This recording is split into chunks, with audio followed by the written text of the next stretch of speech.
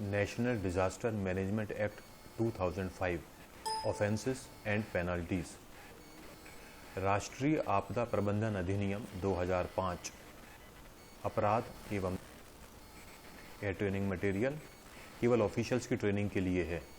इसे सरकार की गाइडलाइन के रूप में मान्य न किया जावे। किसी भी तरह की संशय की स्थिति में सरकार की गाइडलाइन, रूल्स, रेगुलेशंस को ही मान्य किया जावे।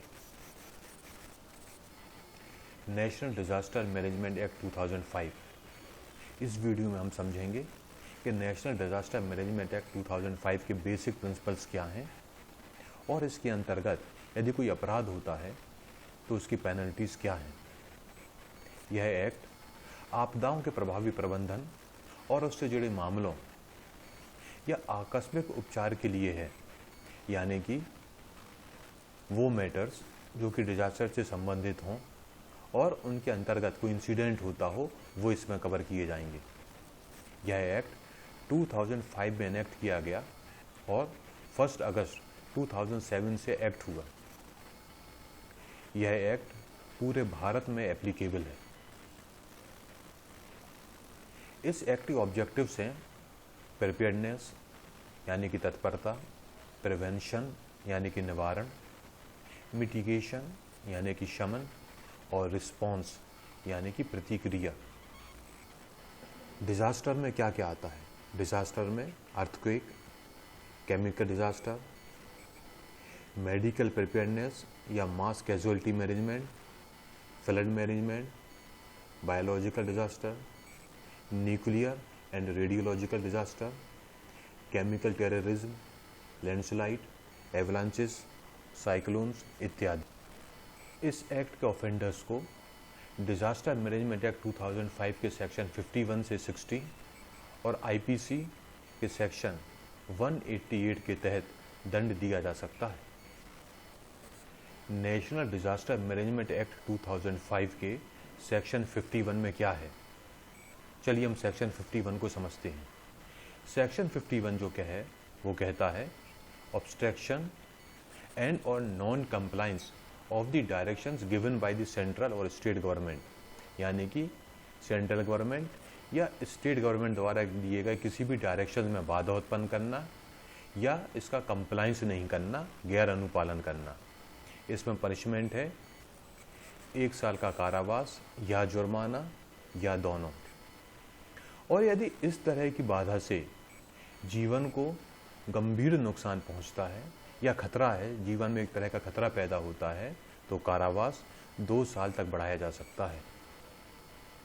सेक्शन 52, सेक्शन 52 राहत सहायता आदि प्राप्त करने के लिए फॉल्स क्लेम करने से संबंधित है और इसके अंतर्गत जुर्माने के साथ साथ section 53, section 53 miss appropriation of money और मटेरियल्स है, यानी कि धन या सामग्री के दुरुपयोग से संबंधित है और इसमें पनिशमेंट 2 साल की जेल और सजा। सेक्शन 54 में शामिल है कि डिजास्टर के बारे में फॉल्स वार्निंग देना या इसकी सीवियरिटी या मैग्नीट्यूड के बारे में गलत चेतावनी देना, भ्रम पैदा करना जिससे समाज में एक तरह का पैनिक या घबराहट पैदा हो। इसके अंतर्गत पनिशमेंट है 1 साल की सजा या फाइन।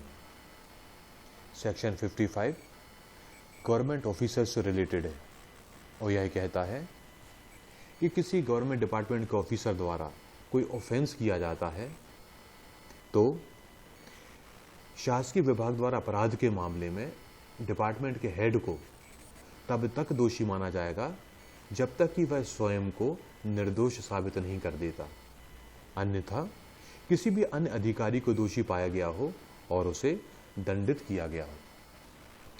सेक्शन 56, सेक्शन 56 भी गवर्नमेंट एम्प्लॉय से रिलेटेड है और यह सेक्शन कहता है कि कोई भी गवर्नमेंट एम्प्लॉय जो कि इस एक्ट के अंतर्गत ड्यूटी पर तैनात है और वह अपनी ड्यूटी के प्रति लापरवाह रहता है, फेलियर करता है या किसी भी तरह की विफलता होती है या उसकी मिलीभगत से कुछ भी गड़बड़ होती है तो उसे दोषी माना जाएगा और इसके तहत सजा है जुर्माना या 1 साल की जेल। सेक्शन 57। सेक्शन 57 कहता है कि किसी भी सामग्री की आवश्यकता पड़ने पर या उसे अध्यपेक्षित करने पर, उसकी रिक्विजिशन लेने पर किसी भी तरह के आदेश का उल्लंघन किया जाता है तो इसके लिए सजा होगी जुर्माना या 1 साल की जेल या दोनों।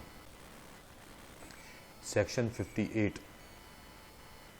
सेक्शन 58 कंपनीज द्वारा किए गए ऑफेंसेस से संबंधित है और यह कहता है कि प्रत्येक पर्सन, एवरी पर्सन जो कंपनी द्वारा किए गए अपराध के समय उसका प्रभारी था और कंपनी के व्यवसाय के संचालन के लिए जिम्मेदार था, उसको कंपनी द्वारा किए गए किसी भी उल्लंघन का दोषी माना जाएगा और उस पर इस अधिनियम के तहत कार्रवाई की जाएगी और उसे दंडित भी किया जा सकता है। सेक्शन 59। यह सेक्शन कहता है कि प्रोसिक्यूशन के पहले गवर्नमेंट की प्रीवियस सैंक्शन जरूरी है, यानी कि इस एक्ट के सेक्शन 55 और 56 के तहत, सेक्शन 55 और 56 गवर्नमेंट एम्प्लॉयज से रिलेटेड है, तो सेक्शन 55 और सेक्शन 56 के तहत दंडनीय अपराधों के लिए कोई अभियोजन केंद्र सरकार या राज्य सरकार की अनुमति के पश्चात ही किया जाएगा। सेक्शन 60 कॉग्निजेंस ऑफ ऑफेंसेस, अपराधों का संज्ञान। कोई भी अदालत इस अधिनियम के तहत अपराध का संज्ञान नहीं लेगी सिवाय निम्न प्राधिकरणों की शिकायत करने पर: नेशनल या स्टेट अथॉरिटी, सेंट्रल गवर्नमेंट या स्टेट गवर्नमेंट, डिस्ट्रिक्ट अथॉरिटी या अन्य वो अथॉरिटी जिसे गवर्नमेंट द्वारा एंट्रस्ट किया गया हो, यानी कि गवर्नमेंट द्वारा प्राधिकृत किया गया हो। अभी तक हमने एनडीएमए के सेक्शन देखे। एक और सेक्शन जरूरी है जो कि आईपीसी 1860 का सेक्शन 188 है। यह सेक्शन लोक सेवक द्वारा विधिवत आदेश लेने की अवज्ञा से संबंधित है, यानी कि कोई गवर्नमेंट ऑफिसर, कोई पब्लिक सर्वेंट किसी ऑर्डर को नहीं मानता तो उससे रिलेटेड है। यह ऑर्डर किसी को एक निश्चित अधिनियम से दूर रखने या उसके कब्जे में या उसके प्रबंधन के तहत कुछ संपत्ति को लेने के लिए आदेश जारी कर निर्देश दे सकता है। आरोपी ने जानबूझकर इस तरह की आदेश की अवहेलना की हो। इसके तहत पहला केस आता है कि किसी भी तरह का ऑब्स्ट्रक्शन हो, इंजरी हो, किसी पर्सन को रिस्क होती हो या किसी भी तरह का ऐसा कार्य किया जाए जिसमें बाधा भी उत्पन्न होती हो, तो इसके तहत सजा होगी सिंपल इम्प्रिजमेंट, यानी कि साधारण कारावास, जो कि 1 महीने तक हो सकता है, या 200 रुपये तक का फाइन या दोनों। केस 2 है, यदि ह्यूमन लाइफ को डेंजर पैदा हुआ हो, हेल्थ से रिलेटेड कोई काम हुआ हो, सेफ्टी हुआ हो, दंगा हुआ हो, बलवा हुआ हो, तो इसके तहत सजा है 6 माह तक का साधारण कारावास या 1000 रुपये या दोनों। तो इस वीडियो में हमने नेशनल डिजास्टर मैनेजमेंट एक्ट 2005 के वो प्रावधान देखे जिसमें पेनल्टीज और सजा दोनों शामिल हैं। यदि आपके कोई डाउट हो या क्लैरिफिकेशन हो तो स्क्रीन पर दिख रहे मेल के थ्रू कांटेक्ट कर सकते हैं। रूल्स एंड रेगुलेशंस के दूसरे वीडियो देखने के लिए स्क्रीन पर दिख रहे वेबसाइट पर विजिट करें। थैंक यू, धन्यवाद।